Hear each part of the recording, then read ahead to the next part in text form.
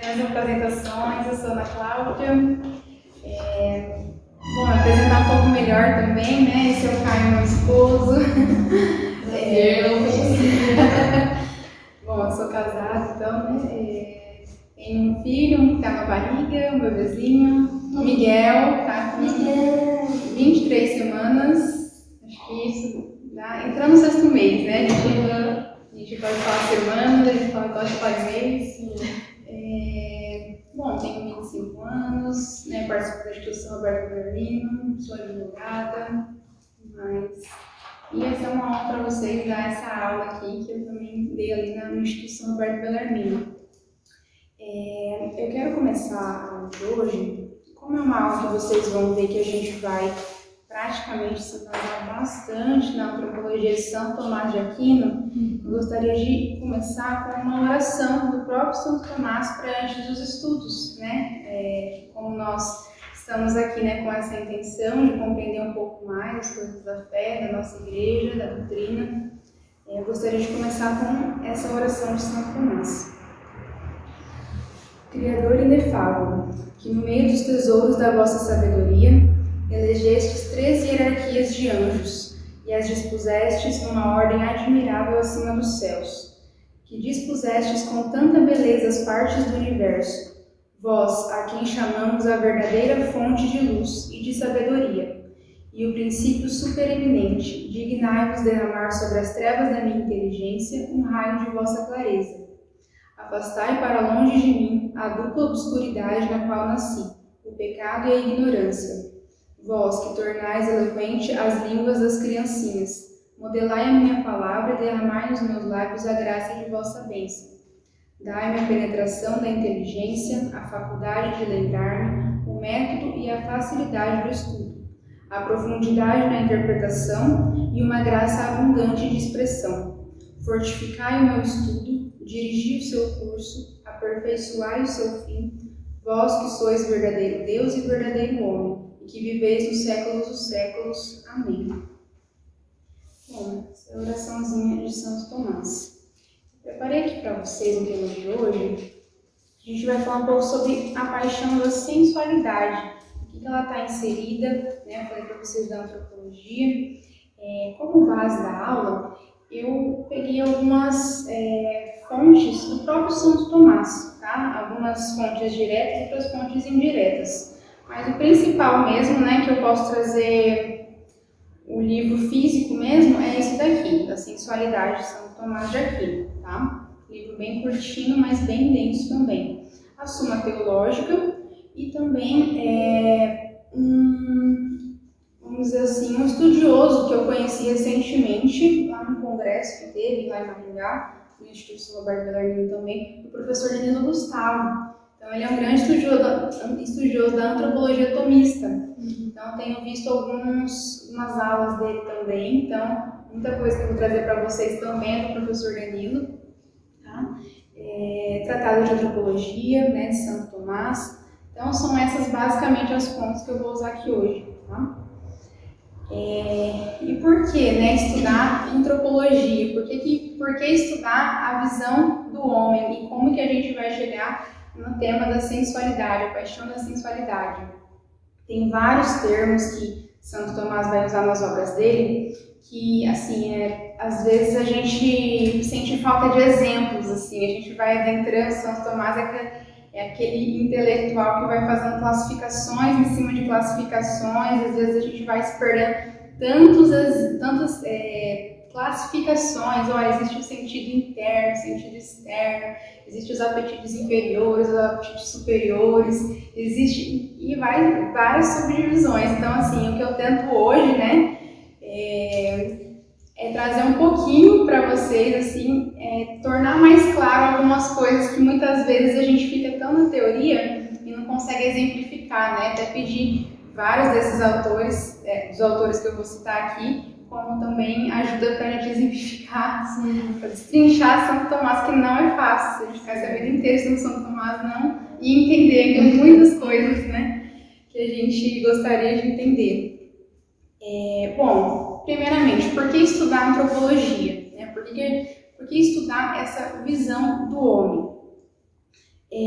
Uma vez que nós entendemos quem nós somos, qual que é a natureza humana, qual é a finalidade última das coisas, ou então quais são as faculdades e as potências, né, que nós somos capazes e fomos também criados para desenvolver, a gente vai chegar num ponto que a gente vai se questionar, né, quem eu sou, para onde vem? Quem eu sou, né? Por que eu fui criado? Essas perguntas que estão no nosso mito fundacional, né? O que nós somos, para onde nós vamos, por que nós fomos criados, né? E hoje em dia é muito raro as pessoas se fazerem essas questões. É muito difícil a gente ter uma reunião como essa e as pessoas irem se questionando sobre tudo isso. E por que isso é tão importante, né? Muitas vezes a gente tem uma tendência a sempre cair nos mesmos erros, né? Todos nós temos essa tendência. E por que a gente sempre é acostumado a cair naquele mesmo erro? Né? Geralmente a gente fala, olha, minha fraqueza, não sei, vamos supor, né? É a preguiça. Eu tento vencer a preguiça, eu tento ir de encontro com esse né, defeito, mas eu até supero, mas eu sempre acabo tendo essa tendenciazinha a esse defeito. Por quê? Então, eu estou redimida daquele defeito, eu quero mudar, eu de fato mudei, mas por que eu sempre tenho essa tendência a sempre cair nos mesmos erros? Por quê? Essas são perguntas que vão nos levar à conclusão do qual é a nossa natureza, qual é a natureza humana, né? E o que o estudo dessa natureza nos diz? Para onde ela nos aponta? Então, vou dar um exemplo assim que para mim no momento está muito prático, né? A minha gestação, né? Tô grávida, já disse que eu tô grávida de 6 meses e do meu primeiro filho, tá? Primeira vez. Então, muitas novidades começaram a acontecer, mudanças no corpo e a gente inevitável pensar, meu Deus, como isso é um mistério. Meu Deus, isso é um mistério mesmo, né? Como que existe um outro ser humano que está aqui dentro e como que o corpo da mulher, todos os meses, né, todas as 28 dias, está se preparando para uma finalidade que é receber uma nova vida. E o que acontece quando é atingida essa finalidade, que é de fato receber uma nova vida para gerar. E o aparato, a sustentação que o nosso próprio corpo da mulher tem para receber essa nova vida. Então ele já tem um sistema de nutrição, né, para alimentar o bebê, ele já tem ali, não sei, de repente acho que a Nath faz medicina, sabe, conhece os termos, né, eu vou passar vergonha aqui, Nath, com os termos. Uma elasticidade ali da sua pele para expandir aqui o bebê. Então é um sistema que é perfeito. Como é que o meu corpo está tão preparado? As pessoas me perguntam, nossa, mas você está... Como é que você está? Eu falo, olha, eu estou melhor do que antes, porque foi criado um novo órgão dentro de mim, a placenta, para dar os nutrientes que muitas vezes nem eu mesmo tinha. Então, é uma saúde, a gente vê que não é nem nossa. O nosso próprio corpo já foi atrás de se sustentar para receber aquela nova realidade, aquele novo ser. Então, olha como é perfeito e, principalmente, olha como isso é um mistério acima de tudo, né? Como isso é um mistério. Então, será que a gente, né, nós, eu digo assim, a sociedade mesmo, como um todo, a gente está parando para observar isso? Né? Isso foi o que eu dei para vocês, é um exemplo, né? Será que a gente está parando para observar esses fenômenos, a constituição, né, das coisas, a finalidade das coisas, essa fenomenologia que acontece na nossa realidade? Será que isso de fato está acontecendo? Né? Ou a gente está só vivendo no automático, né? Sem parar para pensar nessas coisas e vivendo de forma prática, né? Do dia a dia, as realidades mais imediatas. E qual que é a nossa missão aqui? Né? Tem um livro, acredito que às vezes alguns de vocês ou já leu ou já ouviu falar, né? Que é aquele livro Cartas de um Diálogo para o Seu Aprendiz, de Tolkien, bem famoso, né? Uma coisa que a gente pode pegar desse livro que eu acho muito legal, né? Para a gente exemplificar um pouco mais ainda. Para quem não sabe, claro, o livro ele é uma metáfora, né, de um demônio que está ensinando para o seu sobrinho, pequeno demônio, né? Claro que é uma metáfora, né? Não tem como gerar vida, né? Mas tem um sobrinho ali. Então, ele tem um sobrinho e ele é um demônio muito famoso no inferno. Ele é muito conhecido, muito famoso, conhecido por já ter perdido muitas almas para o inferno. E ele vai ensinar o seu sobrinho que está começando a engatinhar nesse ofício, de que forma que é o funcionamento, né? Porque ele conhece muito bem a natureza humana, de que forma a gente funciona e de que forma a gente pode se perder mais facilmente, né? Perder mais facilmente a nossa alma.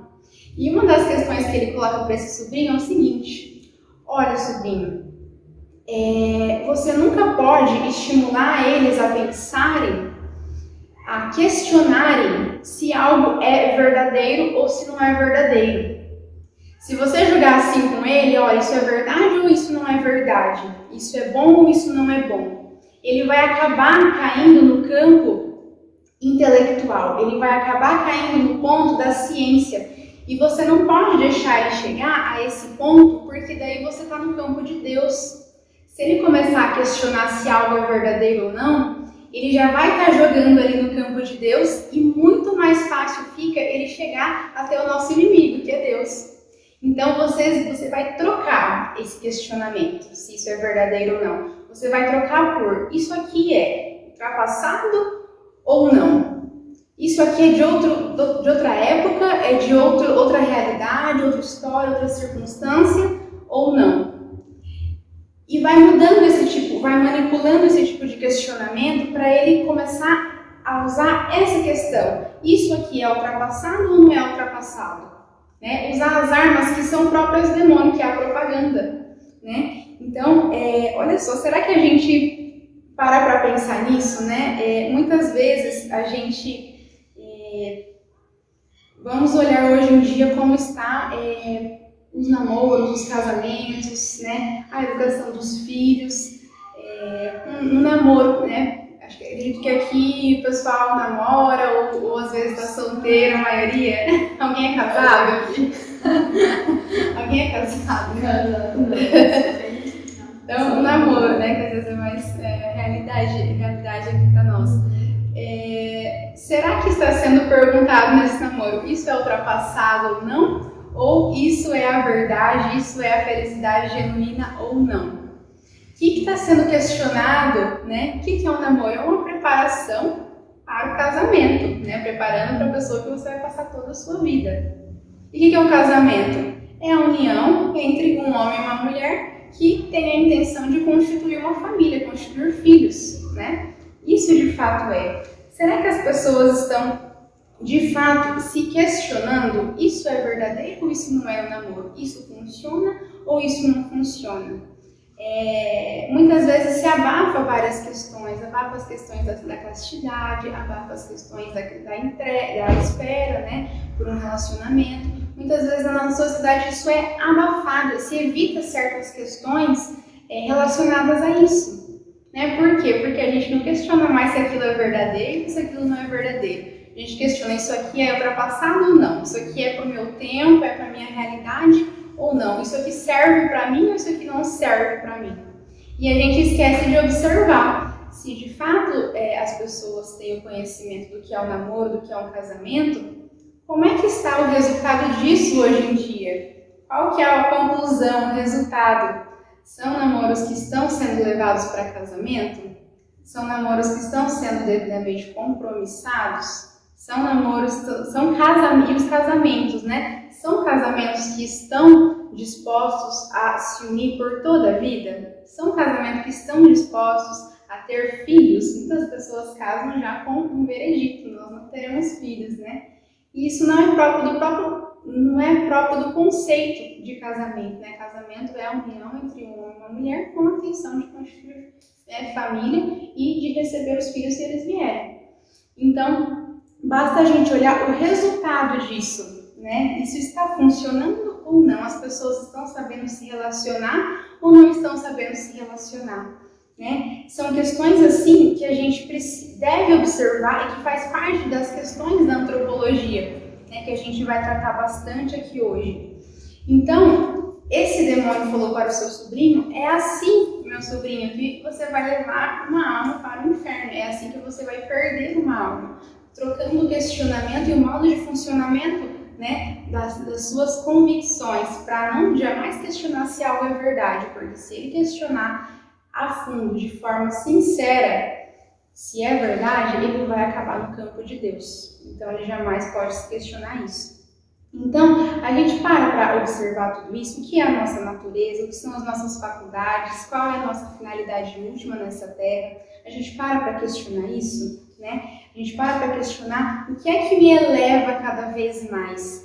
E o contrário, a gente também tem que se questionar o que é que me adoece cada vez mais, o que é que adoece a minha alma cada vez mais. Né? Quais são, né, as faculdades que estão adoecendo a minha alma, né? Quais são, né, essas potências. Então, eu me conheço de fato, né? De fato, eu me conheço, né? Lá em Romanos 7 tem aquela passagem, eu não faço, acredito que é uma receitinha, Romanos 7 é uma receitinha da natureza humana, né? Eu não faço o bem que eu quero, mas eu faço o mal que eu não quero. E de fato é assim a nossa realidade, nós queremos fazer o bem, mas a gente tem que se esforçar muito, parece, para fazer o bem. Ainda que a gente saiba que aquilo é o nosso fim, a gente quer chegar naquela finalidade que é o fazer o bem. Mas por que a gente tem que despender de uma força, parece que extraordinária, para praticar aquele bem? E para fazer o mal é algo que você quase não gasta energia nenhuma, né? Basta não fazer nada, vamos dizer assim, né? Então, se a gente agir espontaneamente, se a gente agir de forma automática, se a gente simplesmente deixar o bonde, né, correr, a gente é mais tendencioso a praticar o bem ou o mal? A gente é mais mais tendencioso a praticar o mal. Com certeza, né? Essa passagem aqui já é um raio-x da natureza humana. Eu não faço o bem que quero, mas faço o mal que não quero, né? Que é o que de fato adoece a nossa alma. Então, hoje em dia, nós somos criados para duas coisas, né?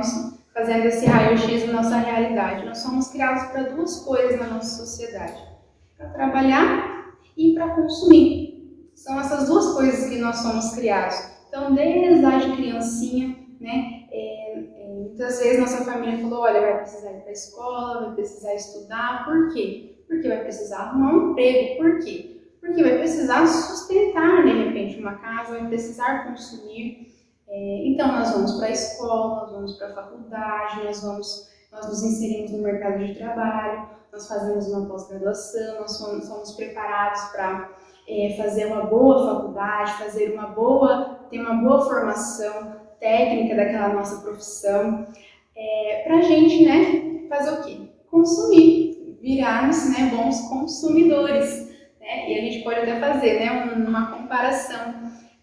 Quando as pessoas tinham o olhar mais voltado para a família, né? Claro, né, isso na história ela é totalmente inconstante, mas vamos pegar algumas gerações passadas, assim, né?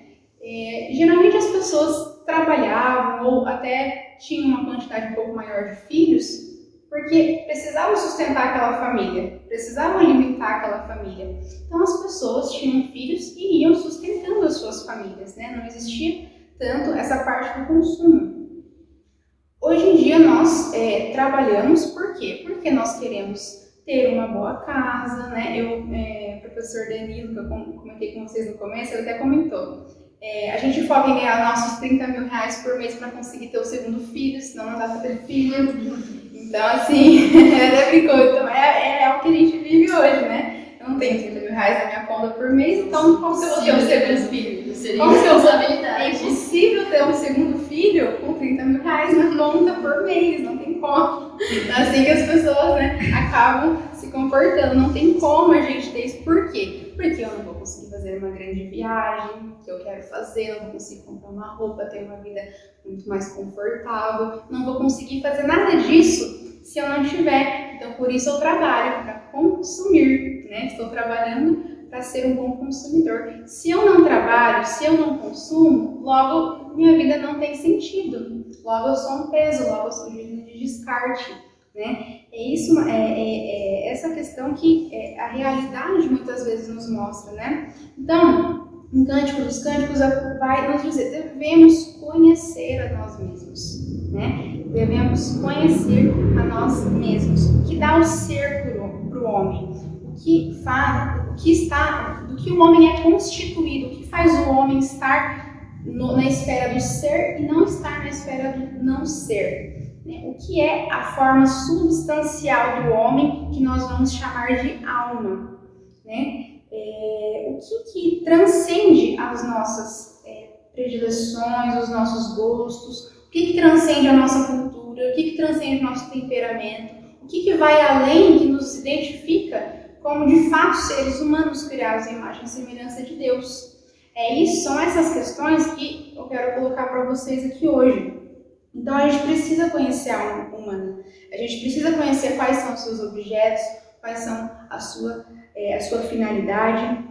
E com essa compreensão é que nós temos, né, quais nossas faculdades e como a gente tem acesso a essa alma também. Como que a gente pode ingressar em uma vida espiritual, né? E o que acontece muitas vezes quando nós somos criados somente para o mercado de trabalho? O que acontece com a gente, né? A gente não sabe mais se relacionar com outras pessoas. A gente não sabe mais ser uma mãe, não sabe mais ser uma esposa, não sabe mais ser um namorado, um noivo. A gente não sabe mais ser um amigo. A gente não sabe mais se relacionar de forma estável, duradoura e eterna. Nós não sabemos, né? A gente vê bastante, por exemplo, pense em uma briga muito feia que um dia você já teve com alguém, né? Como é difícil colocar um ponto para alguém, outra pessoa coloca um contraponto, e aquela discussão, principalmente em relacionamentos, né, namoros, noivados, casamentos, e aquela discussão muitas vezes não, quase sempre ninguém está certo, né? A gente demora para ver, mas quase sempre ninguém está certo. Quem que vai ter, vamos dizer assim, a sabedoria e dizer, olha, eu vou ceder, eu vou me humilhar, eu vou me submeter, né? Hoje em dia as pessoas têm mais essa palavra, submissão. As pessoas não querem se submeter. Lá em Efésios vai dizer, sejam pacientes, humildes, amáveis e suportem uns aos outros no amor. Eu gosto muito dessa passagem. Então, suportem uns aos outros no amor. Suportar, né? Ser suporte para o outro. Então, a gente não consegue mais ser esse suporte para o outro. Não está sabendo mais se relacionar com o outro, né? Geralmente, nessas discussões, não existe quem fala, olha, eu vou ceder. E a gente acaba imitando, né? O próprio inimigo de Deus, né? Eu não vou servir. Eu não vou servir. É isso que a gente está falando para o outro quando a gente não consegue aplicar o que está nessa passagem, né? Sejam amáveis, humildes e suportem uns aos outros no amor. A gente está falando para o outro, eu não vou servir. Né? A gente está falando, eu não vou servir. Né? Então, e pelo contrário, a gente foi criado, parece, para se rebelar, né? Não para suportar, não para se submeter, mas para se rebelar, se a gente for ver qual que é a nossa tendência. A gente vai preparar até um exemplo aqui, e acho que depois eu falo para vocês, acho que vai ficar melhor. Então a gente tem uma multidão de pessoas que não sabem lidar com vários aspectos da sua vida. Né? E por que isso está acontecendo? Né? Porque nós não conhecemos mais a nossa natureza. Nós não conhecemos mais a natureza, nós não temos interesse em conhecer essa natureza. Nós não sabemos mais se relacionar com outras pessoas e logo nós temos uma personalidade deficiente. Logo nós não conseguimos mais formar a nossa personalidade, formar o nosso caráter, né? E isso é uma consequência de todo essa cadeia de ignorância em relação à natureza humana. Né? Então, a vida ela é mais complexa do que o nosso trabalho, ela é mais complexa do que o nosso estudo. Né? A gente aprende... eu fiz a faculdade de Direito, então a vida é muito mais do que aprender a lei. É muito legal aprender a lei? De certa forma sim, mais ou menos. De certa forma sim, mas é muito pouco. É muito pouco. Você passa anos da sua vida estudando sobre isso. É muito pouco. A demanda da nossa alma, ela é muito maior, ela foi preparada para coisas grandes, para coisas mais complexas do que isso. Então, a gente vê que o nosso sistema, né, nossa sociedade, nosso sistema educacional, principalmente, ele o sistema educacional que nos formou, vamos dizer assim. O sistema educacional que nos formou, ele não levou em conta o desenvolvimento das faculdades da natureza humana, né? Então, quem que descobriu que a gente tem uma alma, né? Racionalmente falando, foram os gregos, né? Então, uma alma que não está aprisionada no seu corpo, mas que pertence ao seu corpo, né? Então, para Aristóteles, por exemplo, é ilógico o espiritismo, por exemplo, porque cada alma vai pertencer ao seu corpo e estar unida a ele, né? Um corpo não existiria sem a sua alma, o corpo humano, né? Então, a alma, enquanto unida ao corpo, ela possui algumas faculdades em comum com os animais. Tá? Então, o sujeito que vive para atender os seus desejos mais baixos é um sujeito que está mais parecido com as faculdades que são próprias dos animais. Então, como assim, né? Que tipo de faculdades? Bem, os animais comem, os animais dormem, os animais se reproduzem, e isso nós temos também, né? Como necessário, nós temos isso em comum. Só que na natureza humana, a gente já até falou aqui que existe um desejo, uma inclinação para os desejos mais baixos e uma negação para os desejos mais altos. Isso é uma tendência do ser humano. E os gregos, eles já perceberam isso. Eles já perceberam que a gente faz o bem, que a gente faz, por exemplo, o mal que a gente não quer e que a gente não faz o bem que a gente quer. Os gregos perceberam isso. O que eles não perceberam foi a razão disso. E isso o cristianismo nos trouxe, nos explicou por meio do pecado original. Né? Isso o cristianismo nos explicou por meio disso. Então, o homem, ele vai se corrompendo cada vez mais porque ele não satisfaz as necessidades das coisas elevadas, das demandas da sua alma, né? Mas ele mergulha nos vícios, né? Não houve ali um desenvolvimento do seu caráter, não houve ali um desenvolvimento da sua personalidade, da ética, da boa vida. E o que é essa boa vida para Aristóteles, né? São Tomás de Aquino vai pegar bastante, por isso eu cito bastante tanto Aristóteles quanto São Tomás de Aquino. O que é a boa vida para Aristóteles? A boa vida é uma vida que desenvolve, né, que leva o homem ao desenvolvimento das virtudes. E o que são as virtudes? As virtudes são o aperfeiçoamento das faculdades da natureza humana. Então, se a gente deixar a natureza humana entregue a si mesmo, nós temos a tendência a mergulhar nesses tipos de vício, né? Então, por quê? Porque todos nós temos essa marca do pecado original. Então, quando a gente é entregue a nós mesmos, quando nós levamos a vida de forma totalmente espontânea, nós temos a tendência de nos revoltarmos contra nós mesmos, de negar a nós mesmos e negar a nossa própria natureza, né? Hoje em dia, as pessoas, isso na prática a gente já pode observar, as pessoas estão, né, um homem está negando que ele é um homem, uma mulher está negando que ela é mulher, né? Agora eu não quero ser um homem, agora eu quero ser um cachorro. Se eu falei, se eu me sinto um cachorro, então eu sou um cachorro. Então assim, a gente já vê realidades como essa acontecendo, né? Esse exagero, mas de fato. Mas é verdade, é verdade mesmo. Então assim, as pessoas, quando nós negamos a nossa natureza, nós estamos negando a nós mesmos. Quando nós estamos negando a nós mesmos, nós estamos negando quem nos constituiu, quem nos criou, né? A criatura que nega a sua natureza, ela está negando o Criador, está negando o próprio Criador.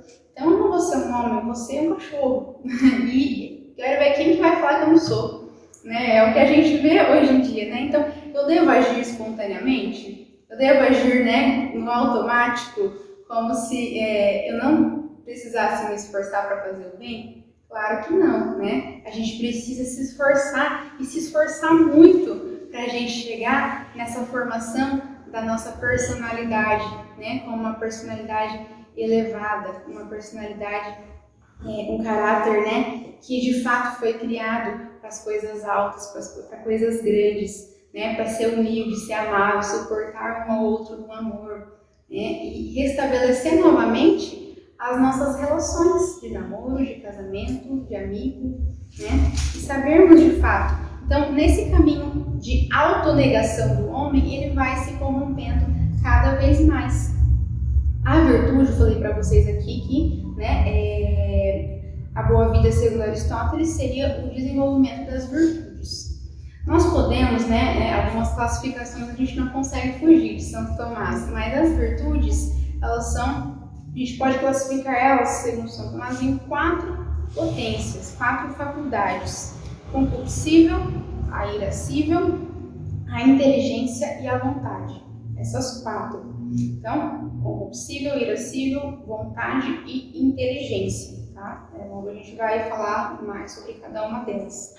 Então, por que é importante a gente saber conhecer essas virtudes? Porque é exatamente ela que vai forjar o nosso caráter, que vai formar a nossa personalidade, que vai conhecer as coisas que estão alojadas na alma, as coisas que estão na nossa natureza, aquilo que nos diferencia dos animais. Então, os animais são apenas um corpo, nós não, somos seres dotados de corpo e de alma. Logo, todos os bens que pertencem ao corpo, nós estamos falando tudo que nós temos em comum com os animais. E quando a gente está falando da unidade de corpo e alma, a alma é algo que os animais não são dotados. Logo, tudo que está alojado na nossa alma é o que nos diferencia, é o que nos traz a humanidade, é o que nos mostra qual é a nossa natureza. Por isso a importância do estudo dessa natureza, né? Para a gente desenvolver essa personalidade. Então, São Tomás vai nos dizer que a virtude da temperança, ela vai aperfeiçoar o concupiscível. Tá? Logo a gente vai explicar já sobre o que é cada um desses. A temperança, ela vai aperfeiçoar o concupiscível. A fortaleza, a virtude da fortaleza, ela vai aperfeiçoar o irascível. A virtude da justiça vai aperfeiçoar a vontade.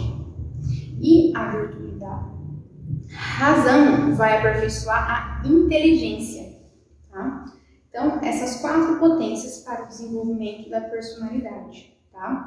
Então, tudo isso nos faz crer, se a gente for, depois que agora a gente traz todo esse raio-x, a gente vai ver que tudo isso faz parte da nossa realidade. E se tudo isso faz parte da realidade, a gente percebe que a gente está, vamos dizer assim, numa circunstância em que as pessoas estão totalmente desconexas da realidade, né? Estão totalmente, houve um descolamento do ser humano,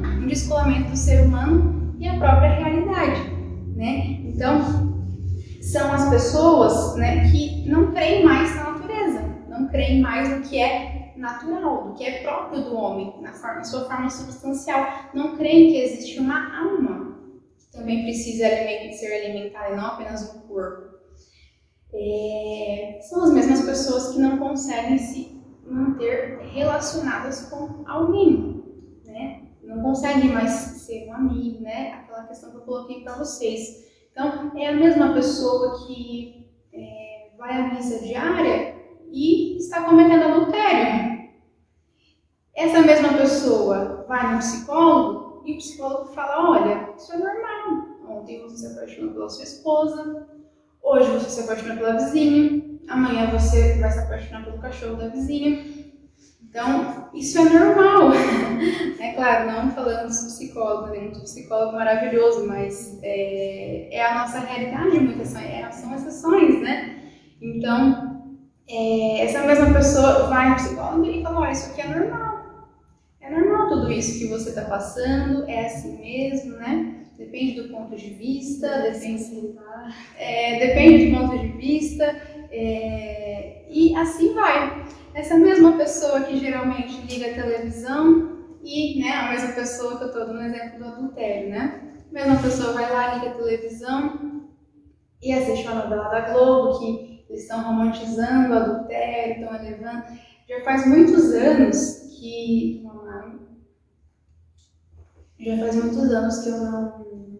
eu não assisto Globo, né, assim, novelas da Globo.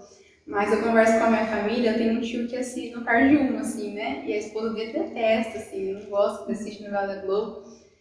E eu tava conversando com essa minha tia, né? E ela falou assim, olha, 90%, né? Achei que até foi generosa, 90% dessas novelas é a mesma história. É um romance proibido, então as pessoas não podiam estar se relacionando, seja por adultério, enfim. É um romance proibido e é criado um cenário em volta desse romance, exaltando esse adultério, exaltando esse romance proibido. E não muda nunca, a história é sempre a mesma, sempre tem, a audiência é essa. Romances proibidos, romances fora do casamento, romances cometendo adultério, romances... Então, assim, tem até uma pesquisa, né? Eu não fui muito a fundo nisso para saber, mas eu achei muito interessante, que mostra o índice de divórcios no Brasil no auge das novelas da Globo, quando começaram, né? Que disparou, assim, o número de divórcios, assim, comparando, né, o auge das novelas da Globo. Então, realmente, o que é que a gente está colocando, como é que a gente está educando a nossa vontade?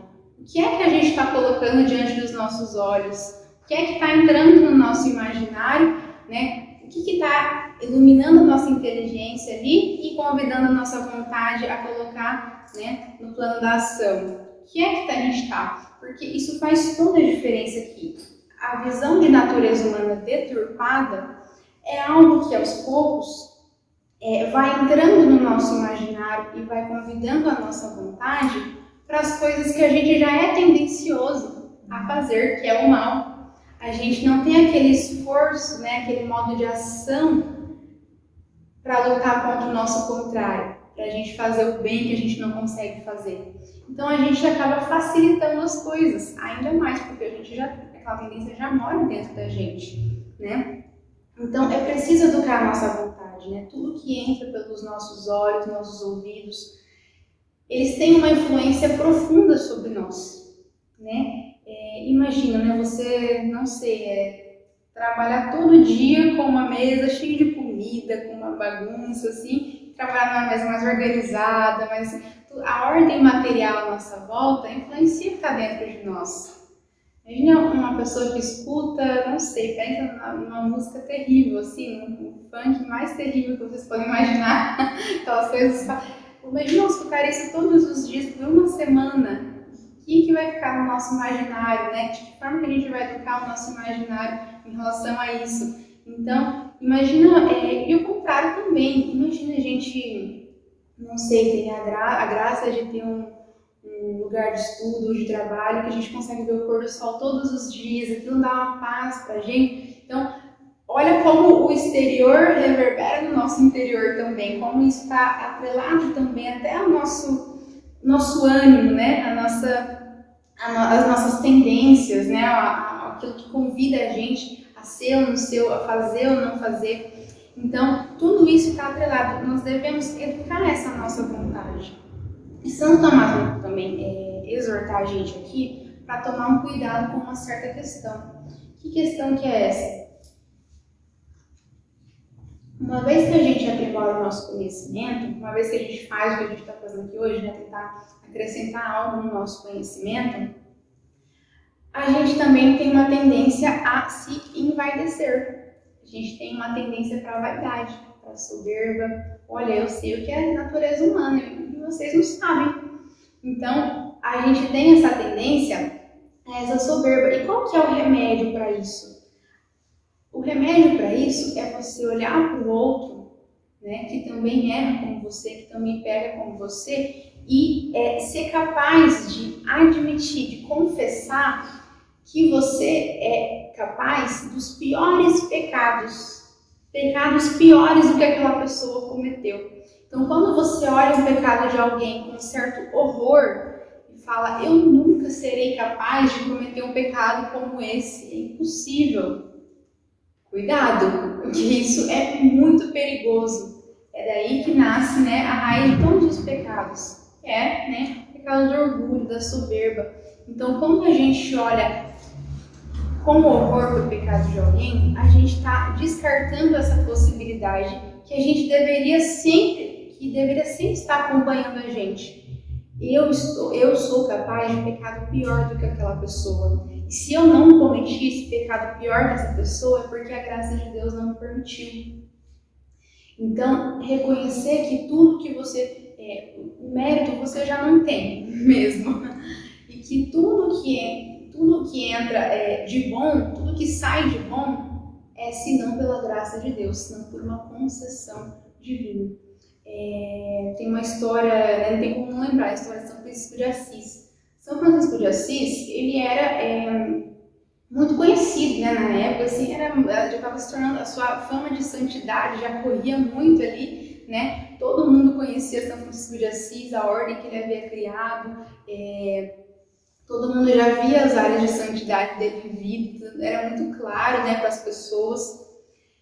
E uma certa vez ele olhou para uma pessoa que estava bajulando ele, assim, nesse sentido, a sua humildade, né, a sua voz de pobreza, estava bajulando, e ele virou para essa pessoa e disse o seguinte: vocês falam isso, mas a primeira prostituta que vocês colocarem aqui na minha frente, se não for pela graça de Deus, eu sou capaz de agora mesmo cometer adultério com ela. Então, olha que São Francisco de Assis falou isso. Então, São Francisco de Assis falou isso. Quem somos nós? Com certeza, dos piores, dos mais baixos, nós somos capazes de atender aos nossos desejos mais vis. Então, o olhar de misericórdia para com o outro é eu reconhecer: eu sou capaz de pecado pior.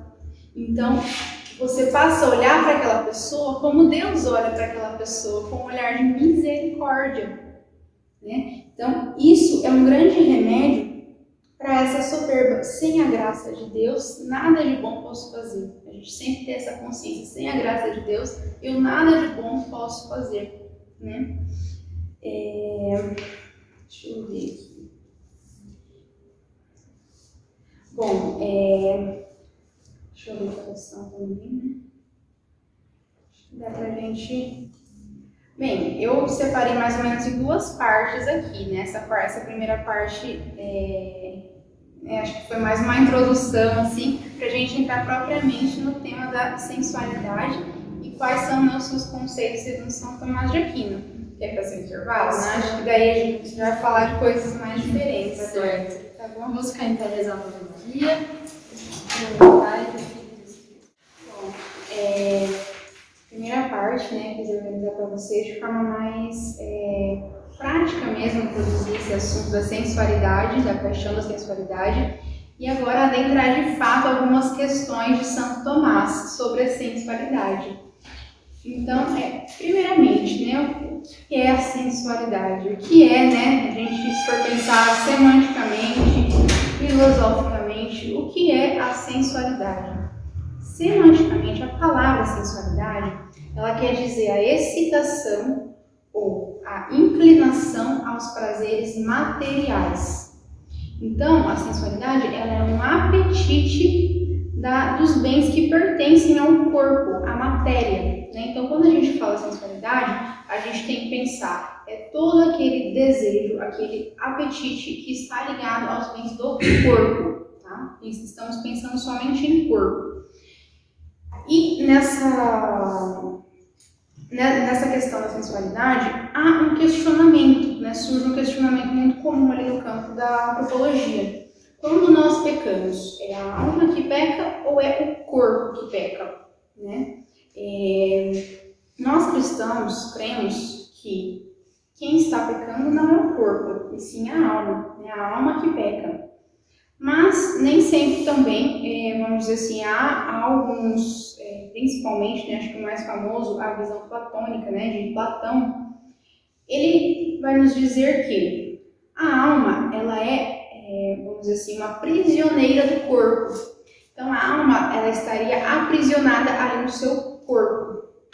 Se a gente for levar essa conclusão de Platão, né, nas últimas consequências, a gente vai chegar à conclusão de que é o corpo que peca, né? A gente vai chegar nisso. Só que isso não é verdade. Santo Agostinho, né, que tem uma tendência bastante platônica, ele mesmo discorda de Platão. Fala, não poderia ser, né? Porque O homem, ele é dotado de alma. E essa alma, ela está intimamente unida, ela pertence ao corpo. Então, não tem como um corpo humano existir sem a sua alma. Mas o contrário não é verdadeiro. Tem como a alma existir sem o corpo, né? Vai que um dia, né, quando nós morrermos, a nossa alma vai se separar do nosso corpo. E então a gente vai ver a verdade como ela é. Se é uma alma que amou a Deus por toda a vida, obedecendo seus mandamentos, ou se é uma alma que odiou a Deus por toda a sua vida porque recusou, né, os seus mandamentos. Então, é evidente ali, né, para os cristãos que não é o corpo que peca, mas a alma. Então, por exemplo, né, puxando aquele exemplo ainda dos animais, que a gente bate bastante em cima dessa tecla dos animais, né? Santo Tomás vai falar bastante essa diferenciação do que nós temos em comum com os animais, porque é exatamente aquilo que nos permite conhecer o que é que nós temos em comum, logo o que é que pertence ao corpo. E se não pertence aos animais, pertence só aos seres humanos, aí está o grande tesouro, né? Porque nós fomos criados de forma diferente dos animais. Lá em Gênesis, se a gente for abrir, nós fomos as únicas criaturas criadas à imagem e semelhança de Deus. Nenhuma outra criatura foi criada à sua imagem e semelhança. Então, o homem ele foi criado para dominar as outras criaturas, para dominar a natureza e entregá-la de volta, né, ao seu Criador, que é Deus. Então, é muito importante a gente, vamos dizer assim, mergulhar nessa questão, né, o que nós temos em comum com os animais, porque fica muito mais fácil a gente pensar dessa forma, né, para a nossa finalidade aqui. Então, vamos supor, se um cachorro, ele tem, em um dia, várias relações sexuais com vários cachorrinhos, ele está pecando? Não. Por quê? Porque ele não tem alma, né? Agora, se um ser humano, não sei, se de repente um ser humano mata outro ser humano, né, com desejo de vingança, ele está pecando? Ele está. Por quê? Porque ele tem uma alma, né? Ele é um ser dotado de alma, logo ele está pecando. Onde está a diferença? A diferença é que o cachorro não tem alma, né? Então, o espírito que se aloja em uma matéria, nós somos uma unidade de corpo e de alma, tá? E onde é que está, então, a tendência para o pecado? A tendência para o pecado está justamente na desordem da relação corpo e alma, né, causada pelo pecado original. Então, essa desordem entre corpo e alma é o que vai, de fato, trazer, né, o pecado. Santo Tomás dá uma definição de pecado que eu acho muito legal. O pecado ele é uma lesão à natureza humana. Então, é uma lesão à natureza. Então, eu falei para vocês que a sensualidade é um apetite das coisas que pertencem ao corpo, né? Então, uma vez que eu tenho uma realidade que um objeto sensível, que eu vejo, eu conheço aquele objeto, logo eu desejo. Então, eu vi, eu conheci e eu desejei aquele objeto. É isso que a gente chama de apetite. Desejo. Eu dei a definição de apetite para vocês, né? Apetite é aquele desejo. Quando eu vejo, eu conheço, então eu desejo um objeto. Santo Tomás vai dividir os apetites em apetites inferiores e apetites superiores. Os apetites inferiores é quando eu me inclino para um objeto os inferiores, né? Falei, apetites inferiores é quando eu me inclino para um objeto com uma certa paixão corporal. E os superiores é quando eu me inclino para um objeto sem paixão corporal alguma. Essa seria, vamos dizer assim, né, resumidamente, a diferença entre esses dois apetites. Então, o ser humano que foi criado à imagem e semelhança de Deus, né, um ser dotado de corpo e alma, diferente de todas as outras criaturas, leva a gente a pensar o que é que eu não sou capaz, o que é que eu sou capaz de fazer, né? O pecado, as paixões, eles vão estar nesse composto de relação de corpo e alma. E para a gente compreender melhor isso, existem duas potências básicas da sensualidade, que eu tinha dito lá no começo para vocês, o concupiscível e o irascível. São duas potências, duas faculdades da alma. O que seria, né, a faculdade concupiscível, né? Onde está alojado essa tendência para o pecado. O concupiscível, ele seria, né, se eu tenho um objeto, eu vi o objeto, eu conheci esse objeto. Esse objeto, ele está fácil de ser alcançado, de ser conquistado. Aí eu tenho uma realidade da concupiscência. O irascível, ele já não é um bem fácil de ser conquistado. Eu vi o objeto, eu conheci o objeto, eu desejei esse objeto, só que esse objeto, ele tem um obstáculo para eu conquistar ele.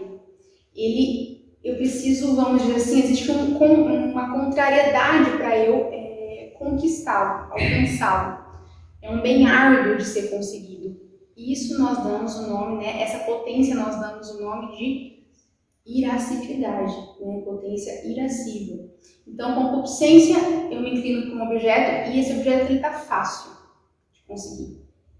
Potência irascível, ele não está fácil, é um bem que tem um obstáculo que eu vou ter que passar, que eu vou ter que lutar para eu conseguir aquele objeto. Então, por exemplo, o cachorro, ele está lá com o seu pote de ração bem na frente dele. E esse bem, ele está muito fácil de ser conseguido. Ele está com fome, ele não comeu o dia inteiro, tem uma carne ali no meio da ração dele. Então, e ele está morrendo de fome. Então, ele vai lá e come essa ração. É algo que ele está sentindo, vamos dizer assim, é algo que vem do sentido dele, ó, estou com fome, vou comer, tem uma ração aqui, está fácil. Então, é um exemplo da concupiscência, né? A nutrição, a parte de se alimentar, né? Agora, vamos supor que essa ração, ele olha para o pote de ração e tem outro cachorro comendo a ração dele. É um bem que está fácil de ser conquistado? Não, ele vai ter que, né, rosnar para aquele cachorro ou brigar com aquele cachorro, ele vai ter que fazer alguma coisa para ele conseguir se alimentar, para ele conseguir se nutrir. Então ele tem um obstáculo, ele tem um contrário ali que ele vai precisar batalhar. Aí, diante disso, nós estamos na realidade da irascibilidade, irascível, tá? Então, não basta a gente, eu falei para vocês, né, que nós desejamos o objeto, não basta a gente, então, desejar aquele objeto, nós temos que desejá-lo bem, né? Nós temos que desejar bem, não basta desejar, mas desejar de uma forma virtuosa, vamos dizer assim, no campo das virtudes. Eu preciso desejar algo que esteja em harmonia com os meus apetites. E só quando há, de fato, uma união entre os meus apetites inferiores, meus apetites superiores e o meu intelecto, aí sim eu tenho uma virtude moral, que somente nós temos, os seres humanos, e não os animais, essa virtude moral. E uma coisa muito importante a gente também ressaltar aqui é que a virtude moral, ela só pode ser conquistada por nós na liberdade. Por quê? Porque nós somos seres dotados de livre-arbítrio, que nos foi concedido por uma liberalidade divina. Então não há que se falar em virtude moral se eu não estou diante de um cenário em que eu sou livre. E o que é essa liberdade? É a gente fazer o que a gente quer? Não. Fazer o que a gente quer é o contrário de liberdade. Liberdade é a gente saber escolher o bem. A gente conseguir escolher o bem, na verdade. Muito mais do que a gente saber, é a gente conseguir escolher o bem. Tem uma parte nesse livro que eu falei para vocês da Carta de Demônio para o seu aprendiz, que o sobrinho faz uma pergunta muito interessante para esse tio dele, o demônio que é famoso lá para perder as almas, né? Ele faz uma pergunta muito interessante, né? Eles estão estudando os tipos, né? Os tipos humanos ali. E um dos tipos humanos é aquele recém-convertido, aquela pessoa que acabou de se converter na fé, né? Começou a acreditar, aceitou Jesus, acabou de sair do forno. O cristão acabou de sair do forno.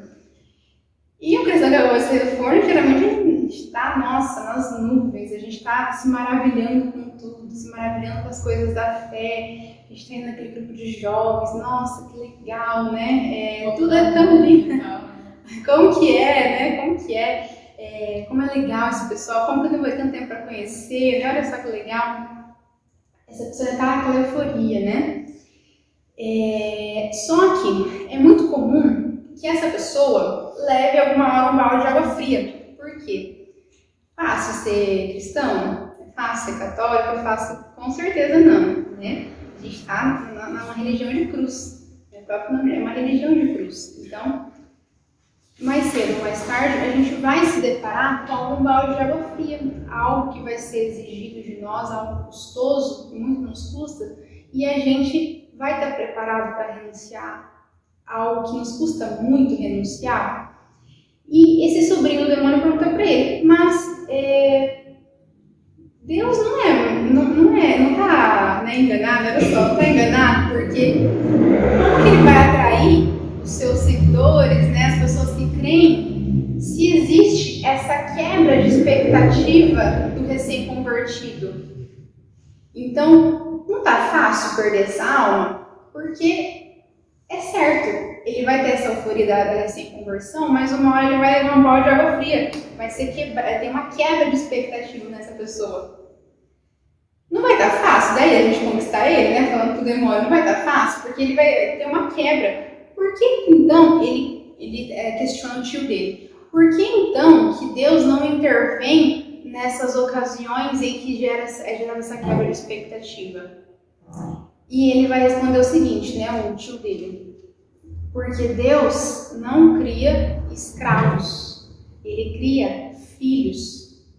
Então, se aquela pessoa que gerou aquela quebra, geraram nela uma quebra de expectativa, e mesmo assim ela decide continuar, perseverar, aí sim ela pode dizer que ela é livre. Por quê? Porque ela conseguiu escolher o bem. Se aquela pessoa ela não consegue escolher o bem, então a gente não pode dizer que ela é livre. Pensa em algum, não sei, né? Pensa numa pessoa alcoólatra, uma pessoa que tem algum tipo de vício, né? Vício na bebida, por exemplo. Ela consegue escolher o bem? Muitas vezes não. Ela é livre? Com certeza não. Por quê? Porque ela é escrava daquilo, aquele objeto que está escravizando ela, que é a bebida. Então a gente não pode dizer que é livre. Por quê? Porque ela está submetida, ela não sabe não escolher aquilo. Ela sabe o que é o bem, mas ela não consegue escolher esse bem. A partir do momento que a gente vê vários obstáculos, contrariedades, né, e é capaz de escolher esse bem, então aí sim a gente pode dizer que a gente é livre. Então Deus não nos criou para sermos, né, esses escravos, né, nesse sentido. Deus nos criou para sermos filhos. Essa é a resposta, né, que o demônio dá para o seu sobrinho. Então, a virtude moral, a virtude moral que é os apetites inferiores, superiores e do intelecto, que desenvolve a virtude moral. Então, a virtude moral ela só pode ser desenvolvida na liberdade, sob pena de não ser considerada uma virtude, tá? Então, a gente pode dividir a sensualidade nessas duas potências que eu falei para vocês, a concupiscível e a irascível, tá? Esses exemplos, até coloquei mais exemplos aqui, mas acho que esse é o mais simples de compreender do cachorro, né? Então, onde é que está o conhecimento nosso que é comum dos animais, né? O conhecimento. Os animais, eles também, de certa forma, conhecem. Esse conhecimento em comum, ele está no conhecimento sensível, da sensibilidade, né? Conhecimento dos sentidos. E isso, Santo Tomás, ele vai separar, dividir para nós entre dois tipos de sentidos. Esses dois sentidos nós estamos falando que nós temos em comum com os animais, né? Estamos falando da sensualidade. Que são os sentidos externos e os sentidos internos. Os sentidos externos nós todos conhecemos, né? Os 5 sentidos, olfato, paladar, tato, audição, os 5 sentidos que nós conhecemos. É bem tranquilo a gente visualizar que os animais também têm esses 5 sentidos. E os sentidos internos? Geralmente os sentidos internos, eles estão ligados ao físico, a alguma espécie de capacidade cerebral. Então nós temos 4 sentidos internos. O sentido comum, o sentido estimativo, a memória e a fantasia, dentro dos sentidos internos. Sentidos internos, então, o sentido comum, o que seria um sentido comum? Vamos supor que eu estou aqui dando a aula para vocês, né? E eu ouço não sei, um barulho aqui do lado, vamos supor, né? Aqui o Caio tá na minha diagonal, só que eu não tô tendo muita visão dele aqui, assim, ele tá aqui. Eu ouvi um barulho e eu ouvi uma pessoa caindo no chão. Isso vai chegar ali no meu cérebro como uma pessoa caiu. Então, eu ouvi que eu já tinha visto antes que ele estava ali. E eu logo me viro, né? E de fato, tem uma pessoa caída ali no chão. O que antes eu pensava que tinha acontecido, de fato aconteceu. Essa percepção, de fato, eu ouvi, eu senti, eu olhei, virei, olhei e ele de fato estava caído. Isso que a gente chama, né, um exemplo, vamos dizer assim, né? As informações que tinha em mim e de fato se concretizou, o sentido comum.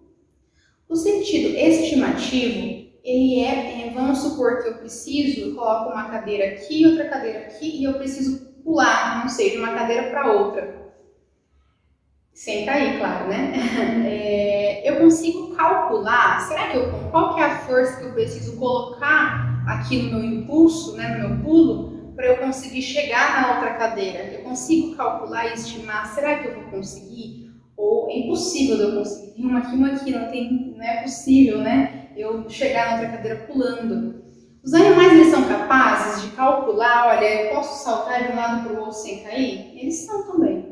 Também, se eles veem um abismo, se eles vierem, eles sabem se eles vão conseguir pular e qual que é a força que eles vão ter que despender para saltar, né? O salto deles. Esse seria o sentido estimativo. Nós temos a memória, né? Os animais, eles se recordam do seu dono. Eles sabem quem é o seu dono, sabem diferenciar essas pessoas. Então, os cachorros, eles também têm memória, assim como nós. Existe, né? Isso aí já é outro assunto de Santo Tomás, mas vale a pena comentar rapidamente. Existe na memória também um alojamento de doenças espirituais. Então, nós nos recordamos, né? Nós temos memória de coisas boas e coisas ruins que aconteceram com a gente. Isso é pecado? Não, né? Nós temos essa memória do que nos aconteceu. Mas agora o ser humano alimentar um sentimento de tristeza ou alimentar algo triste, alimentar algo ruim que lhe aconteceu. Alimentar. Ele está pecando? Sim. Por quê? Porque ele teve um consentimento, ele se valeu para isso de uma inteligência e convidou a vontade dele, à luz da razão, para trazer e ressaltar aquela memória triste, para ele ficar ainda mais triste. Então, ele está alimentando aquela tristeza. Os animais fazem isso? Não. O animal não fica alimentando uma tristeza que ele sentiu, né? Então, existe na memória também uma doença espiritual, tá? E a fantasia, o quarto sentido interno seria a fantasia. Os animais, eles têm também, quando a gente vê um animal dormindo, assim, tendo algum espasmo, alguma coisa, a gente costuma falar, o cachorro está sonhando, né? E de fato, né, ele tem a imaginação, né? O cachorro ele tem a imaginação, ele dorme, ele sonha. Então os animais também têm a fantasia, assim como nós. Então seria esses dois sentidos que o Santo Tomás vai dividir: sentidos externos, que são os 5 sentidos, e sentidos internos, que é o sentido comum, estimativo, memória e fantasia. Todos eles nós temos em comum com os animais. Logo, eles fazem parte, né? Eles se constituem os bens do corpo. Eles estão relacionados aos prazeres materiais. A sensualidade, apetite pelas coisas do corpo. E quais são as semelhanças e diferenças entre o concupiscível e o irascível, então? A gente até já falou algumas coisas aqui, né? O que eles têm em comum? Os dois tendem para algo como vem o desejo. O irascível, ele deseja algo que está difícil de conseguir. O concupiscível, ele deseja algo que está muito fácil de conseguir. Então, ambos estão inclinados para algo como vem o desejo. O que eles têm de diferente, né? O concupiscível, ele sempre está interessado em conservar sua natureza. Como um corpo pesado, ele tende a ficar no chão, aí para baixo. O concupiscível, ele sempre quer conservar, o modo adequado dele é sempre se conservar como ele está, sempre conservar a sua natureza. Então, o comer, o dormir, se reproduzir, tudo isso faz parte da potência da concupiscência. Tá? E o irascível, né? O irascível, pelo contrário, ele não está interessado em conservar a sua natureza. Ele está interessado em lutar com o seu contrário para ele obter aquele bem. Então, enquanto a concupiscência ela está voltada, ela é mais passiva, ela está mais tendenciosa a receber, a ter essa recepção, o irascível, ele é o contrário, ele está mais tendencioso à ação, está mais tendencioso a mais dar do que receber. A concupiscência não, ela já está mais, ela é receptiva, ela recebe. Então a gente vê que há uma ação do irascível e uma recepção da concupiscência. A concupiscência, ela está querendo conservar a sua natureza porque ali ela tem um objeto de deleite, ela está se deleitando, um objeto deleitável. Já o irascível, ele tende a satisfazer a necessidade da concupiscência, né? Essas duas tendências, lembrando que as duas são encontradas no apetite sensível, tá? Então, a concupiscência, ela deseja aquilo que é adequado e está de acordo com ela. E o seu objeto próprio, ou seja, o seu objeto deleitável, o seu objeto prazeroso para a concupiscência, está conforme os sentidos e é um bem fácil de ser conquistado. Agora, o animal, ele come, ele dorme, ele se reproduz, só que ele também tem a necessidade de ter um domínio e uma vitória sobre aquele bem, sobre aquele objeto. O animal, ele também tem essa necessidade. Então, a luta, do que ele é contrário, essa potência irascível, a gente vai dizer que esse objeto, ele está sempre preparando para servir a concupiscência. O irascível, muitas vezes, Santo Tomás vai colocar aqui para nós, é até um pouco difícil de explicar essa parte de Santo Tomás, mas o irascível, ele sempre vai ter como princípio e fim a concupiscência.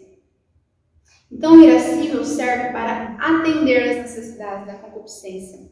Então, fica evidente que o irascível, ele sempre vai se orientar ao concupiscível para que o concupiscível, sem impedimento, sem obstáculo, possa se deleitar com o seu objeto. Então, sentimentos como a alegria, sentimentos como a tristeza fazem parte da concupiscência. E Santo Tomás vai dizer que a tristeza, ela precede a ira. E vamos pensar no irascível. Quando a gente não consegue um bem, a gente fica irado, a gente fica querendo lutar com aquele contrário, a gente quer agir, a gente quer conquistar aquele bem que está árduo, que está difícil de ser conseguido. E quando a gente não consegue, a gente fica triste também. Nem sempre essa luta dos contrários termina com a nossa vitória. Termina com a nossa derrota, a gente não conseguiu aquele objeto que a gente estava desejando. Então, a tristeza, ela precede a ira. Eu estava triste, porque eu não consegui aquele bem árduo. Eu fui conquistar aquele bem árduo, Eu até coloco aqui, que eu acho que fica mais fácil de entender. A ira se inicia por causa de uma tristeza prolongada, que está no concupiscível. E depois de alcançar a vingança, termina na alegria que também está no concupiscível. O concupiscível sempre com o princípio e fim do irascível. Santo Tomás vai dizer para nós que o irascível se aproxima muito mais da razão do que o concupiscível. Ainda não é razão, mas se aproxima mais da razão. Por quê? Porque o irascível, ele é capaz de abraçar um certo desconforto, abraçar uma dor, para ter o objeto de deleite. Então você vê que o critério que Santo Tomás usa para chegar cada vez mais perto da razão é a sua capacidade de abraçar uma dor para se deleitar diante do seu objeto de desejo. Ainda não é a razão, mas o irascível está se aproximando ainda mais da razão do que o concupiscível por conta disso. Tá? Então, um animal, ele é capaz de lutar com outro animal, por exemplo, para dar comida para os seus filhotinhos, por exemplo. Ele é capaz, ele está lutando, ele está com um apetite ali que às vezes não é para ele, é para o filhote dele, mas ele está disposto. Então é algo que ainda não é a razão, São Tomás vai nos dizer, só que se aproxima muito da razão, tá? Então, o que diferencia o ser humano do animal afinal, né, que a gente está nessa? Né? Então eu falei no começo da existência de uma alma, né, que os seres humanos têm, que os animais não têm. Então, a nossa conduta, ela não é voltada simplesmente porque a gente viu, a gente conheceu e a gente desejou aquele objeto. Tem algo a mais dentro da gente. Esse algo a mais, São Tomás vai dizer que somente o ser humano está vendo, conhecendo e desejando um objeto pensando na finalidade última desse objeto. Só o ser humano ele vai estar atento à finalidade das coisas. Como assim, né? Só nós somos capazes de unir, deixar em harmonia nosso apetite inferior, o superior e o intelecto, que vai gerar a virtude moral. Só nós somos capazes disso. Tem um exemplo que eu gosto muito de dar, porque ele consegue mostrar exatamente a concupiscência, o irascível e um ser humano agindo, né, em prol de uma finalidade. Que é uma mãe que tem um bebê. Geralmente, uma mãe que tem um bebezinho muito pequenininho, ela está querendo educar, vamos dizer assim, os seus impulsos mais primitivos daquele bebezinho. Então vamos supor que aquela mãe, ela está querendo educar o sono do seu bebê, que no comecinho ali é muito difícil de ser educado. A intenção dela é fazer o bebê dormir sozinho, para que ele consiga desenvolver o seu sono, né? E o sono de todos da casa também. Então vamos supor que aquela mãe tem um pouco de dificuldade de educar o sono daquele bebê. Ela já tentou, já fez vários cursos de treinamento de sono, ela já tentou todos os tipos de treinamento que ela conseguia para aquele bebê. Aquela mãe, ela já está uma semana sem dormir direito. Então ela já está com uma carga de noites mal dormidas. E um belo dia ela estava com muito sono. Então vamos supor que todos da casa ali estão dormindo, inclusive o bebê. Ela está com a cama dela ali pronta, feita. E ela está com muito sono, ela está com muito tempo sem conseguir dormir. O ato de dormir está na potência da concupiscência ou da irascível? Da concupiscência. É um bem fácil de ser conquistado ela dormir, a cama dela está ali, estão todos dormindo, é noite, ela não dorme há uma semana quase direito. É um bem fácil de ser conquistado naquele momento? Sim. Então aí nós estamos diante da realidade da concupiscência, é um bem fácil de ser conquistado. Ela simplesmente deita na cama e dorme. Assim que ela deitou e dormiu, o bebê dela começou a chorar. Começou a acordar todo mundo, né? Começou a chorar muito. E ela acorda e vai atender lá aquele bebê. Ela está pensando em todas as formas de conseguir dormir e fazer com que o seu bebê durma. É um bem que ainda está fácil de ser conquistado? Não, é um bem que árduo. É um obstáculo que ela tem para conseguir fazer aquele bebê dormir. Aqui nós estamos na realidade do irascível, né? Nós estamos diante da potência, da faculdade do irascível. Só que enquanto aquela mãe está tentando fazer aquele bebê dormir, ela começa a pensar o seguinte: por que eu preciso treinar o sono do meu filho quanto antes? O meu filho, ele precisa de uma autonomia para ele dormir sozinho. Se ele dorme bem, ele come bem, ele se alimenta bem. Se ele dorme bem, todos da casa, meus outros filhos, o meu esposo, todos os outros também dormem bem. Se ele consegue dormir no escuro, ele já é mais uma autonomia, ele consegue dormir no escuro, ele consegue dormir sozinho, ele consegue se alimentar melhor, ele consegue crescer e se desenvolver melhor. Quando ele for grande, ele vai ser uma pessoa que sabe dormir, que já aprendeu a dormir. Se eu tiver mais outro filho depois dele, ele vai conseguir me ajudar com os outros filhos da casa. Ele vai poder se educar melhor, ele vai poder ter inúmeros benefícios para essa criança. E isso vai partir desde lá do comecinho da educação dessa mãe. E tudo isso vai passando pela cabeça dela enquanto ela está cuidando desse bebezinho. Então a gente vê que essa mãe, ela passou de uma conquista dos bens fáceis para os bens árduos e passou também para uma projeção da finalidade última de todas as coisas. Um animal é capaz dessa terceira etapa, de fazer uma projeção futura da finalidade de todas as coisas? Não, o animal não é capaz de fazer isso. Então aí está algo que está alojado não no nosso corpo, mas está alojado na nossa alma. Então o que a gente teve aqui, que eu acabei de descrever para vocês nesse exemplo, é essa união do apetite inferior, apetite superior e do intelecto. Né? Então, um animal ele não fica pensando esse tipo de coisa, não fica pensando as consequências de algo, não fica pensando o fim último de algo que ele está fazendo, que ele está lutando contra aquilo. Um animal não tem essa capacidade. Um animal ele não tem a capacidade, por exemplo, de fazer jejum. Isso só os seres humanos têm. Um animal não é capaz de fazer esse tipo de sacrifício. Né? Se um animal vê um pote de comida e está com fome, ele vai lá e come. Ele não vai esperar para comer aquela carne, aquilo que foi colocado na frente dele. Ele não vai fazer esse tipo de pensamento, não vai trazer esse tipo de pensamento. Só quem tem a capacidade de fazer isso é quem tem uma vontade guiada por uma razão. Só assim que a gente é. E isso é espontâneo, né? Isso que eu falei da finalidade de todas as coisas, isso de fato é uma realidade espiritual. Isso é algo que o animal não é capaz de alcançar, porque faz parte da realidade espiritual e não corporal mais. E isso para a gente alcançar é algo espontâneo nosso? Não, é algo que a gente tem que se esforçar, e tem que se esforçar muito, né, para conseguir isso.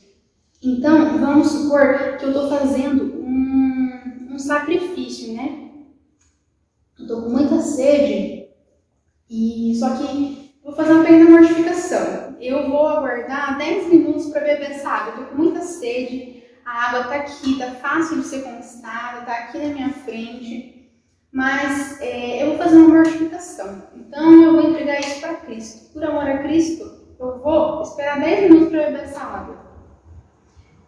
Um animal jamais vai ser capaz de fazer isso. Se ele está com sede, se ele tem um pote de água, ele vai tomar. Não adianta, né? Ele vai tomar. Se não tiver nada no vídeo dele, ele vai tomar. Então, nesse simples gesto, eu já posso, né, dizer, né, que eu sou capaz de submeter a minha sensibilidade, sou capaz de submeter as minhas potências inferiores, superiores, porque eu sou capaz de abraçar um desconforto, eu sou capaz de abraçar um sacrifício, um sofrimento, por uma finalidade última que eu quero atingir, que é, não sei, santificar, não sei. E de que forma que eu, ficando 10 minutos, eu vou conseguir, né, eu vou conseguir, vamos dizer assim, educar a minha vontade.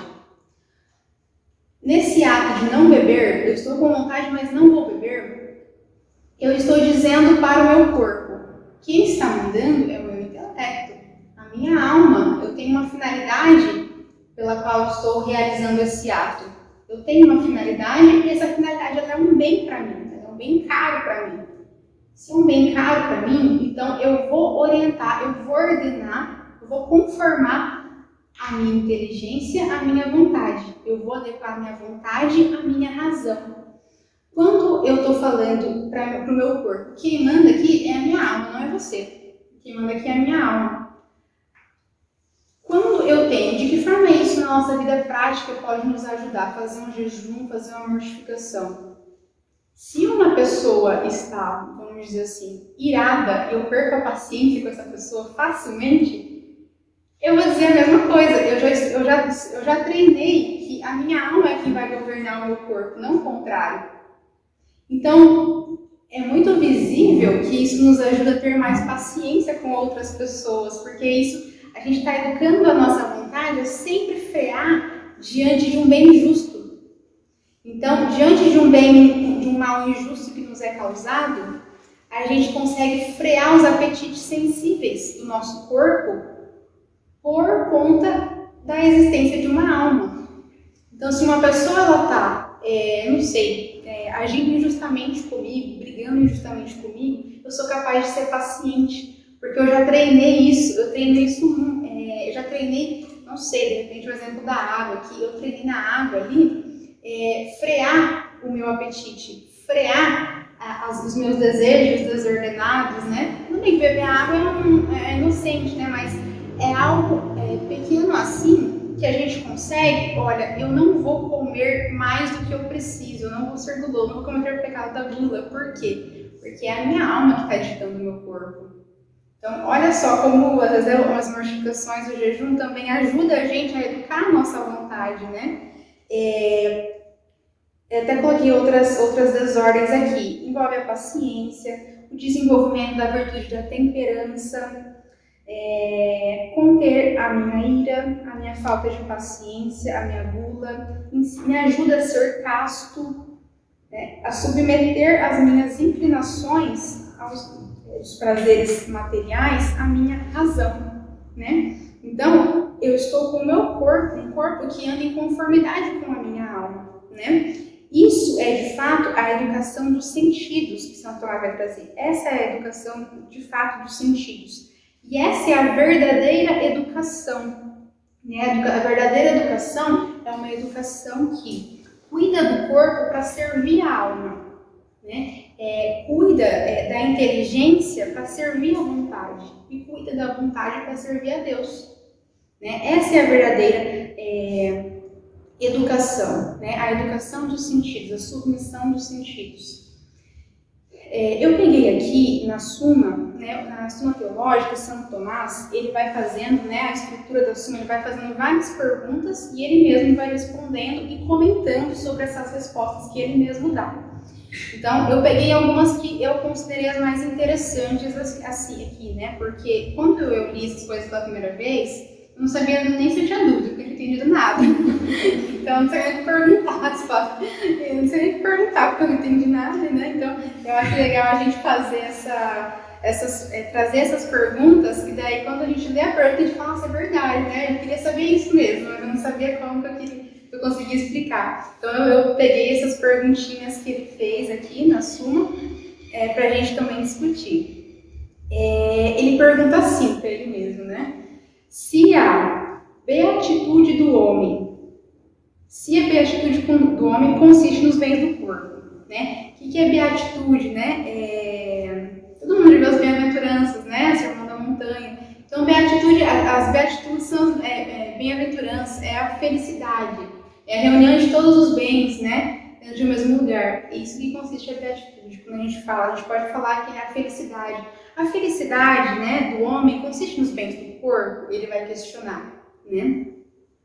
E ele vai dizer que se a felicidade do homem está nos bens do corpo, se a beatitude do homem está nos bens do corpo, então quer dizer que muitos animais são superiores aos homens. E isso não é uma verdade, né? Só o homem foi criado em imagem e semelhança de Deus. Por quê? Se a gente for levar em consideração os bens do corpo, não sei, um guepardo é mais veloz que a gente, né? Ele ganha da gente na velocidade. Então, um guepardo é muito superior a nós no quesito de velocidade. Se a gente for lutar com um urso, com um leão, o leão é muito mais forte do que a gente. Então, o leão já venceu essa batalha. Não tem como, ele é muito superior ao homem nesse quesito. Então, a beatitude do homem não tem como consistir no bem do corpo. Senão ia ter vários animais infinitamente superiores que a gente, né? Então, ele vai colocar a alma, ele traz até um exemplozinho da alma como sendo um piloto e a nau sendo a união do corpo e alma. Então, a nau e o piloto, ele faz essa comparação. Ele vai dizer o seguinte: assim, o piloto, né, que é a alma, não busca como último fim a conservação da nau que lhe foi confiada, porque a nau é ordenada para outro fim, que é navegar. Assim, pois, como a nau é confiada ao piloto para que a dirija, assim o homem é entregue à vontade e à sua razão, segundo a Escritura. Deus criou o homem desde o princípio e o deixou na mão do seu conselho. Então, o Padre Paulo Ricardo, ele vai dar um exemplo mais fácil que esse que eu trouxe para você, que vai dar alguns exemplos aqui, que ele usou para exemplificar a mesma coisa que São Tomás vai dizer aqui, que é o exemplo do cavalo e do cavaleiro. Se alguém já ouviu, ele fala bastante esse exemplo. Vamos pensar que tem um cavalo e um cavaleiro ali. O cavaleiro, que está em cima do cavalo, é a alma. O cavalo é a união do corpo e da alma. Então, o cavalo não é só o corpo, tá? Ele é a união do corpo e da alma, porque os dois são indissociáveis ali. Então, o cavalo é o corpo e a alma, e o cavaleiro somente a alma. Se o cavalo, a gente pode, não sei, de repente matar o cavalo, porque esse cavalo está muito desgovernado, ele não está levando a gente para o lugar que a gente quer, ele saiu correndo para um lugar, sabe Deus aonde. Então, se é um cavalo totalmente desgovernado, um cavalo que é ele que vai me levar para onde ele quer e não eu que vou levar a gente para onde eu quero levar, é um corpo, né, vamos dizer assim, por exemplo, do homem, totalmente desordenado. Né? Ou seja, quem está me levando é o meu corpo, não é a minha alma. Então, quem devia estar no controle, quem devia assumir é o cavaleiro. Então, esse cavalo, ele vai precisar ser acalmado, ele vai precisar ser adestrado aos poucos, para que o cavaleiro novamente consiga tomar as rédeas desse cavalo e esse cavalo levar o cavaleiro para onde ele deseja, para onde ele quer. Então, é preciso dessa educação do cavalo, educação do nosso corpo, para que a nossa alma leve para onde nós desejamos, para o bem que nós desejamos conquistar. Então, não tem como, a resposta do Santo Tomás é impossível consistir a felicidade, que é o nosso fim último, nos bens do corpo, né? De que forma que os bens do corpo estão desordenados, né? Eu falei para vocês aqui, dei alguns exemplos, né? Exemplo da gula, exemplo bebidas alcoólicas, né? Desenfreadas, querer a fama, tudo isso está na desordem da concupiscência, tá? Até acabei não falando aqui, né? Mas essa desordem do corpo e da alma causada pelo pecado original que leva o ser humano a pecar. Então, alguns pecados que estão ligados à concupiscência, né? São a gula, as bebidas alcoólicas, relações sexuais desenfreadas, querer a fama. Tudo isso são desejos que estão alojados na concupiscência, tá? Um objeto deleitável, um desejo prazeroso e físico. E quando é que eu tenho um irascível desordenado? Quais são os pecados, né, de um irascível desordenado? A ira, o rancor, né, a situação de desespero, quando a gente não consegue um objeto árduo, né, a ser conquistado, a gente cai no pecado da desesperança, né? A gente se desespera. Então, isso é algo que está atrelado à irascibilidade.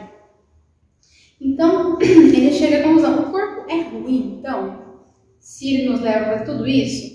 Não, o corpo ele não é ruim, né? O problema está no relacionamento entre corpo e alma, né? Como seria então um relacionamento sadio entre corpo e alma?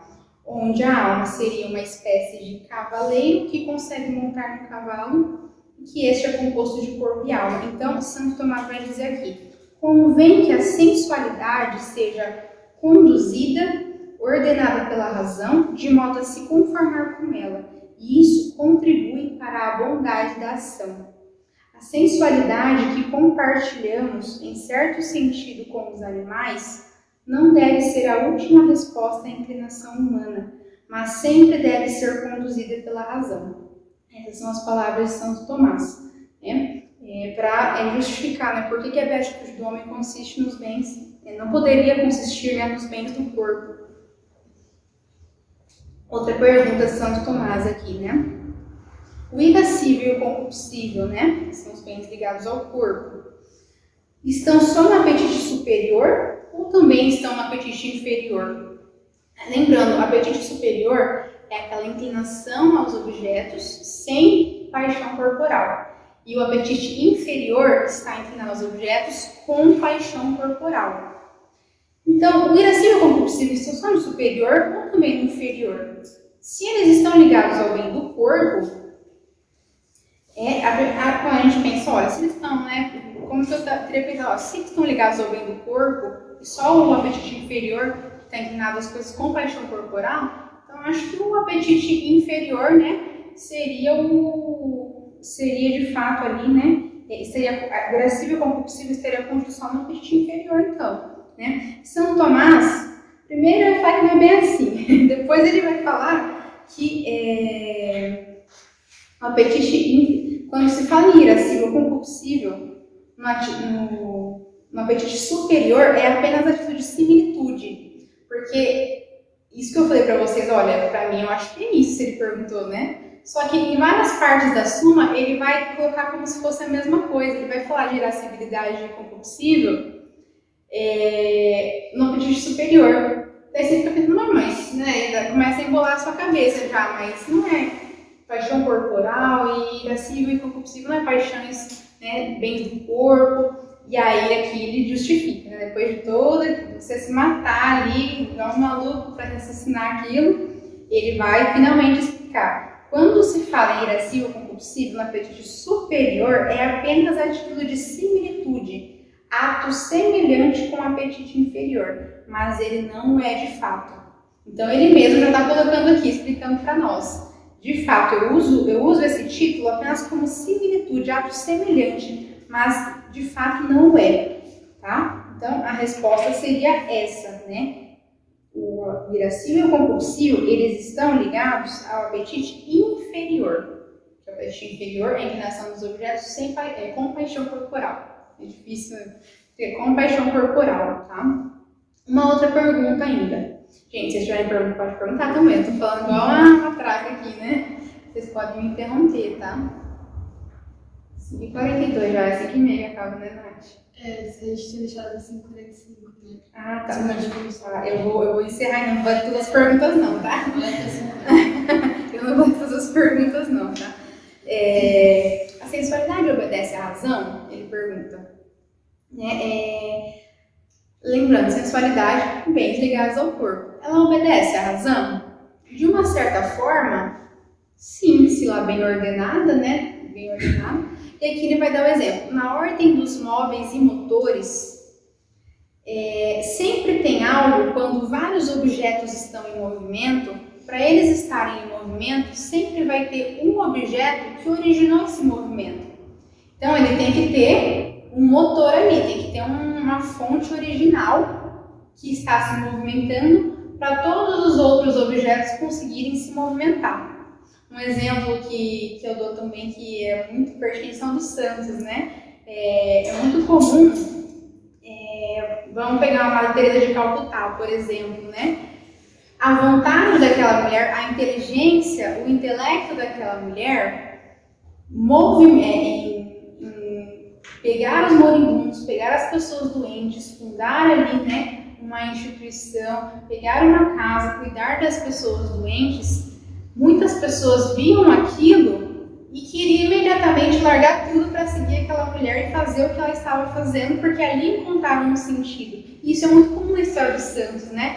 Aquele santo atrair várias pessoas para perto dele, para aquelas pessoas também fazerem da vida delas o que aquele santo fez, né? Dar aquele sentido que elas encontraram. Muitas pessoas abandonavam todas as suas coisas para ajudar a Madre Teresa ali com os doentes, né? Às vezes uma pessoa que não tinha sentido para viver e foi lá com ela. Então, vocês percebem que uma vontade, um intelecto foi capaz original, foi capaz de movimentar todos os outros que estavam em volta dela. Então, São Tomás vai dizer que, de fato, nas potências ordenadas e conexas entre si, ocorre que o movimento intenso em uma delas, e principalmente na superior, repercute nas outras. Por isso, quando o movimento da vontade, pela eleição, dirige-se para algo, o irascível e o compulsivo seguem o movimento da vontade. Apetite move apetite, ou seja, o superior move o inferior. Né? Dá até outro exemplo. Como no exército depende do comando do general para se ir à guerra, assim também nós, a potência motora, não move os nossos membros, a não ser pelo comando de quem manda em nós, isto é, a razão, seja qual for o movimento que se realize pelas potências inferiores. Então ele vai concluir dessa forma, né? Fica evidente que o compulsivo e o irascível, sim, eles podem se subordinar, né, à razão. Não vou terminar, mas só para a gente finalizar então, tá? sensualidade ela pode ser curada da corrupção dessa vida? E ele vai dizer que não, exceto por um milagre. A sensualidade ela não pode ser curada pela corrupção dessa vida. Por quê? Porque a razão disso é que aquilo que é natural não pode ser mudado, exceto por um poder que é sobrenatural, né? E esse poder que é sobrenatural, aí vocês podem pensar, mas e o homem e a mulher, né? Adão e Eva, como é que eles estavam lá antes do pecado original? Não é possível, não dá para falar que eles estavam curados da corrupção dessa vida. De fato, antes deles pecarem, eles não tinham a corrupção dessa vida, mas aquela situação que eles se encontravam era uma liberalidade divina. Existia um princípio sobrenatural que os sustentava. Então, se eles estavam naquela condição, foi por concessão divina. Então, o que esse tomado vai dizer? O que foi concedido ao homem no primeiro estado para que a razão totalmente dominasse as potências inferiores, não proveio do poder dos princípios naturais, mas do poder da justiça original, acrescentada à natureza pela liberalidade divina. Então